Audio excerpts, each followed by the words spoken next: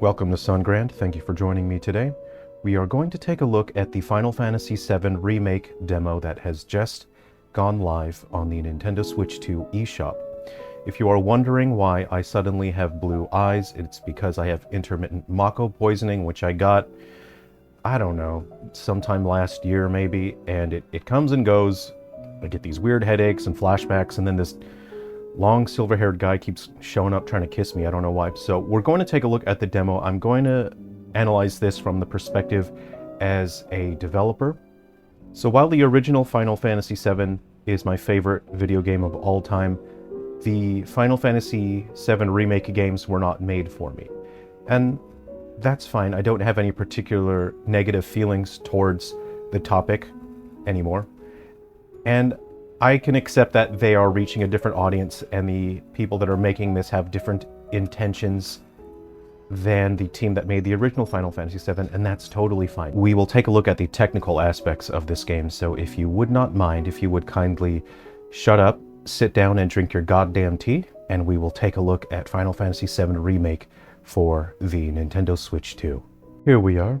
This is the iconic shot of Midgar. As we look over the city, Cloud's train is arriving shortly. In the original, this was a fully pre-rendered movie sequence, a movie file, as the power of the original PlayStation would not allow for such dynamic and detailed environments, so the original used a full motion video. These days that is not really necessary, but I believe we use that to transition. I believe that was still a full motion video, just so all of those cinematics don't need to be programmed into the game. They use that smog and that white sort of obscuration of the screen there to perform a cowboy switch, or I suppose you would call that these days a Midgar switch. This is real-time graphics now. We are looking at real-time volumetric lighting that is actually quite high resolution. I believe it is heavily optimized to run well on the Switch, and there is something here that has caught my attention. Now, in the early trailers for this game, especially when the game was announced, the developers were relying on DLSS upscaling. I sometimes see people who say, oh, why don't they just use DLSS, use it for this, use it for that. DLSS is not a perfect solution, and the main problem with DLSS upscaling is that it introduces artifacting. It is imperfect, and it is not able to understand where objects are moving to, where they are trying to move to, where they are coming from. It does not understand camera movement, and so when the camera moves or the character moves, you see really, really noticeable and just terrible artifacting. The original trailer for this on Switch 2 looked really, really awful in my opinion because of that. And whatever method they're using now to attain a higher resolution, it looks fantastic, right?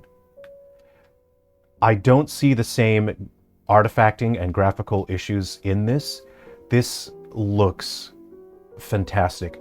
Now, what I absolutely adore here from a technical aspect is the subsurface scattering. This is what allows this game and other modern games to look particularly organic. Subsurface scattering is a digital imaging technique that simulates a sense of light passing into an object. The light bounces around within the mass of the object, and then the light comes out the other side of the object. That is what we see here on Cloud's hair. This light source, which is a real-time light source, which of course is volumetric in its lighting. There we go. If you compare this in previous episodes on this channel, I have covered Pokemon Legends ZA, Metroid Prime 4. Those do not have volumetric lighting, but this game really does, and it relies on it because it's going for a much more photorealistic aesthetic. And the subsurface scattering effect of the hair, I will say it, I'm jealous. I am jealous. I can say that. As a developer, as an artist for my own games, I believe the proper terminology for that these days would be I am totes jelly. So I am totes jelly. That looks fantastic. These are active real-time light sources, as we can see the light, you see the warm light from that is affecting the character model. Now, what the artists understand here is they understand how to create an interesting scene, an interesting visual, using dynamic color temperatures for the light sources. You see this light source here that I'm looking at is quite warm. Warm colors are yellow, orange, red, and we are contrasting that with these cold colors from these floodlight here, which are green and blue. And green and blue are quite representative of Mako in this world.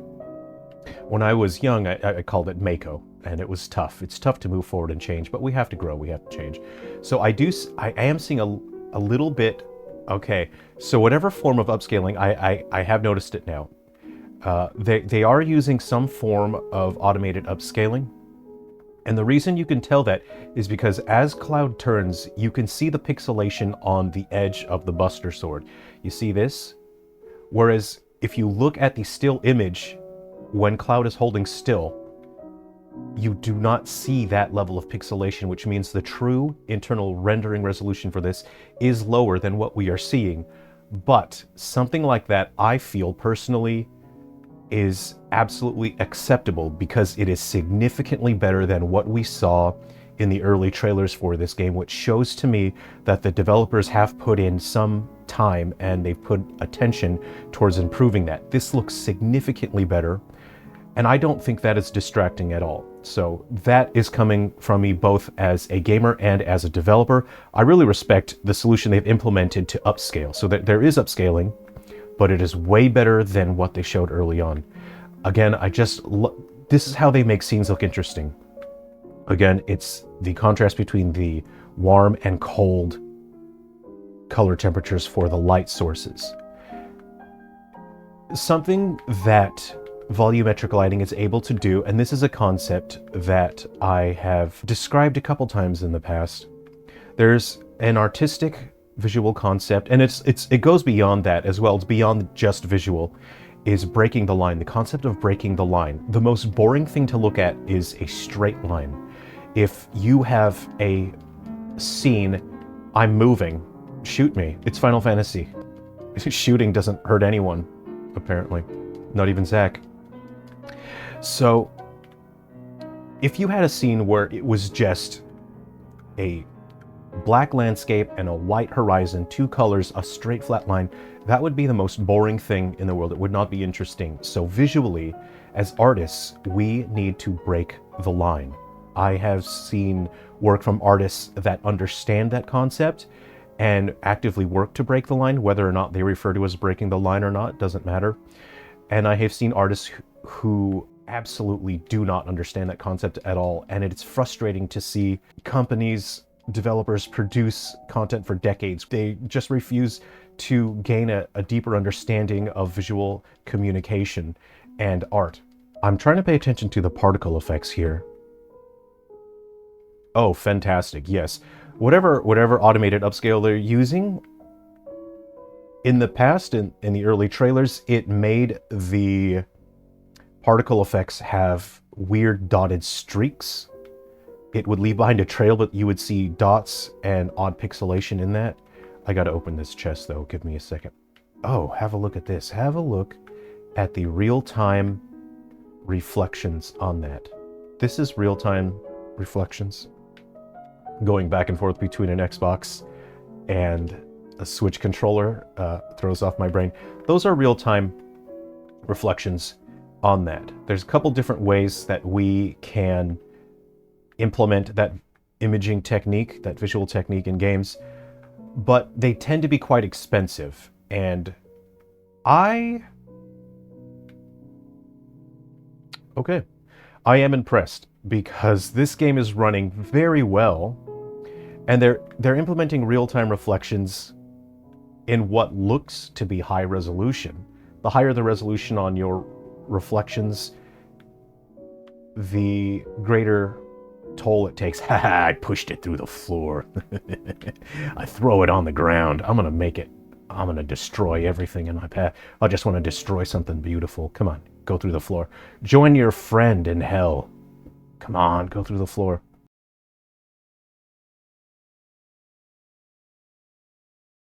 when we calculate collisions in a 3D space, things can go wrong, and we are supposed to prevent one piece of geometry from clipping into another piece of geometry, but it can still happen. It requires a huge amount of processing to get it right, and sometimes one piece of geometry can go into another, and when that happens, it no longer calculates the outside of the geometry. If it goes into the geometry, it can no longer process the collisions from that, and it can go through an object. I got one to go through, I can't get another one to go through. And unfortunately, this is the curse of being a gamer, is that sometimes you will waste an hour trying to recreate a glitch. And you just want this stupid thing to go through the floor. This is how I play video games. This is the right way to play a video game. Something I do like is the haptic sound effects that we hear as the physics simulated object clatters around on the ground and bumps into objects. Something I really appreciate in the attention to detail here is the difference in specularity between the different types of stone here. The darker colored stone has a more polished look, while the gray stone has a more matte look to it. There are imperfections in the specularity. To achieve that, we basically use a black and white PNG. And, well, it's not just black and white, there are shades of different tones in there, and that define how shiny or not shiny something is. But all of these contribute to a larger file size, and they most likely wanted to use the high resolution versions of those. It makes the environment look interesting. That's how we can convey a sense of, look, there's moisture here, there's water on the ground. You see the imperfections of the specularity on the tiles here, all achieved through specular maps. And this is also a form of breaking the line. Breaking the line does not just mean putting something on a horizon line so it's not a straight line. This is a form of breaking the line as well, a disruption in one singular expression of specularity. So I will go ahead and move on. Okay, I'm aware of how to video game. I do like details like this, the sense that there is some water pooling in the cracks in between the cement slabs here. Actually, this is concrete. Concrete contains cement. Can I break them boxes? I'm gonna break them real good. I'm gonna break that. Yes, I can. Fantastic. Gotta break them crates. I enjoy a good crate breaking. I don't own any crates myself personally. If I did, I would have broken them a long time ago. It's not a matter of quantity. Sometimes people get obsessed with more resolution, more quantity. We want more, more, more.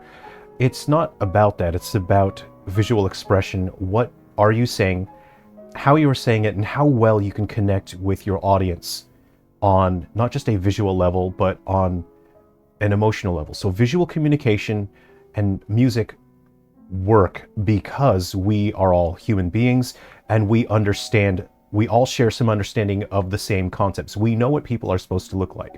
These are not people, right? But we know what people are supposed to look like, and these look like people. This is not an actual light, but we understand the concept of a light. We know what a light is supposed to be. And this effectively communicates the idea of a light. This is something that is extremely important to understand on a deeper level, and I see so many developers who do not understand that concept, who are creating their product and just keep shoving more fidelity, more content, more detail, and things become more detail dense without really understanding. That does not help. Adding more detail to your product does not make it better. It does not make it more attractive. It does not help the audience understand what they are looking at. This is a rare situation where the game has both quality and quantity. I'm so impressed with the performance of this so far, and that they're able to maintain quite a smooth frame rate, quite a high frame rate, and the fidelity is there, but also the expression, the quality of visual expression, the lighting, the reflections, the ambient light sources all interacting in an interesting way. The subsurface scattering, making characters not look like fake wax figures, right? All of the parts of the characters' bodies, the skin, all are using subsurface scattering, so light enters that, it illuminates that part of their body. It makes the characters feel alive. It looks alive. It's so fantastic to see this. I'm so impressed. I think I've spent so much time focusing on such minor, small details, but it's interesting to me. Oh yeah, I'm a talk all mysterious like. Yeah, we know you're a softy, Barrett. Trying to act all tough in front of the new employee is pretty normal. I do enjoy small details like this. Details of internal logic that shows that developers put thought into the internal logic of the world, because there are drains here. And they don't have to put in things like that, but not only does it break up the texture, because we have one type of brick here, we have concrete slabs, we have drains, but they're different colors. We also have these grates here that look like they're meant to help people not trip on uneven surface. So there's an expression of internal logic here. I really appreciate that. I like seeing that. I really like the difference in specularity on the grates. You see the edges of that drain are shinier, so they catch the light in a different way. And all of this takes into consideration that as you turn the camera, the light will be caught and expressed in different ways. And that is a form of breaking the line in terms of contrast and dynamic. Now I'm looking at the anisotropic filtering as planes become more oblique. Generally you will see some artifacting and it's unpleasant, but they are using anisotropic filtering here. At distance, when objects are farther away from the camera, there's a technique called MIP mapping where they use a lower resolution of the texture for performance considerations. But when you see the transition from the higher resolution to the lower resolution texture maps, you tend to see artifacting. It's very unpleasant. We implement anisotropic filtering to smoothen that out. This looks quite good. I'm not seeing any artifacting there, so they've considered that. It's good to see the developers put attention to detail here, and I think my footsteps are different. Yes. Oh, fantastic. This adds such a fantastic haptic feel to the sound. The different types of cement and stone have different footstep sounds. Really fantastic. Now, what we are using here, please don't tutorial me. I've been video game for a long time. I did a dodge. I did a big jump. Push the button over and over again. Push the button over and over again. This is a video game. These things always intrigued me when I was young. They have this tendril coming out of their neck. Always kind of grossed me out. I mean, if you're petting one of these things, right, you're not, you try to avoid your dog's tail, right? That's kind of a sensitive. You don't want to bother your dog. I feel like you should try to avoid the tendril on the back. I feel like that's the head tail. Oh yeah, I'm going to physics this up. I'm going to physics this up real good. Now this is fascinating to me. Okay, this to me tells me that the Switch 2 has quite capable physics processing capabilities, because generally all of this kind of physics simulation takes a fair bit of your CPU, your processing power. So there is a processing cost to simulating all of these physics. And the fact that the attacks of the characters can interact with these, not only does it add to the immersion, it sets a very high standard for the abstract normality. And an abstract normality is a concept that I've coined to define the base level of reality that you've assigned to your work. You determine what is normal. You determine what is right, what the right level of detail is. You're going to have people that will complain and say, oh, there's not enough graphics. I want more graphics. I want more resolution. It is not up to other people to determine the level of abstract normality. For example, if you look at the very first Super Mario Bros. Game, the level of abstract normality is quite low, but that doesn't matter because it has a consistent and defined abstract normality. If you look at that first Super Mario Bros. Game, you know exactly what is normal for that work, you know what is normal for that world, but then if you suddenly had a 3D model that looked like Cloud and he existed within the first Super Mario Bros. Game, then you would know something is wrong on a fundamental level, because the existence of that super hyper realistic graphics has broken the abstract normality. Likewise, if you were to suddenly see a sprite that is low level of detail, like Super Mario Bros., if it had limited only 3 colors on the sprite and it had blocky, low resolution pixels, then and you see that character walking around in this world, that would break the abstract normality of this world. So that is something important to consider. I think they want me to go over here. I'm going to push this button here. Did anyone else get stuck in the elevator in the original Final Fantasy VII? Because it's like shockingly a very small activation area in order to push the button on the elevator. So I missed it when I was first playing that game as a kid. I missed it for more than half an hour. Oh, Christmas lights, great. Yeah, it is close to Christmas time. So volumetric lighting, of course, has a rendering cost. And they combine that. This is, I believe that is most likely keyframe animated particle effects, and there's a particle system that generates those. They are quite high resolution. If you were going to have your volumetric lighting render that out at such sharpness and such detail or detail density, then you would have a massive performance cost. It would really negatively impact the frame rate. What I believe the developers have done here is they've lowered the resolution on the volumetric lighting, and that's the right way to do it. I have seen a little bit of shimmering. I can see a little bit of artifacting on Cloud's hair as he moves and as the camera angle moves, but it is way better. Again, I'll keep saying it again and again. I'm going to go to smooth operator mode. It is way better than what it is in the trailer. It's hugely improved, and this level of artifacting that I see is 100% and absolutely acceptable. There is a degree of artifacting from the upscaling, but it is to the point where it does not negatively affect the end product in any significant way. It is noticeable, but it's at the point where it's not a big deal. And I was originally disappointed when I saw the original trailers, because I thought, if this is how the game is going to look, it will be unplayable to me, because it's ugly and distracting. There is artifacting here, but it doesn't look bad at all. It is absolutely minimal, and I can tell the developers worked hard to minimize that. This is a delight to look at. This is fantastic. And I gotta destroy them crates. You might be wondering why I'm obsessed with crates. When I was young in my village, an army of crates invaded.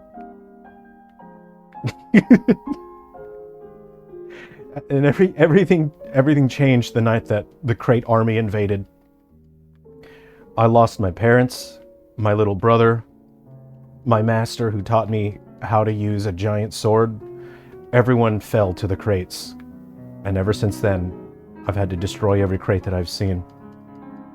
One might say I'm cratophobic. I say I'm a man hell-bent on justice. Ooh, a treasure, thank you. I will open this, thank you. There, of course, is a degree of physics simulation on the clothing, right? And yes, you can see it here. As Cloud swings his big ol' sword, you can see, let's take a look at the bottom of his pants. You see them ripple and shake a little bit. Have a look at his pants here.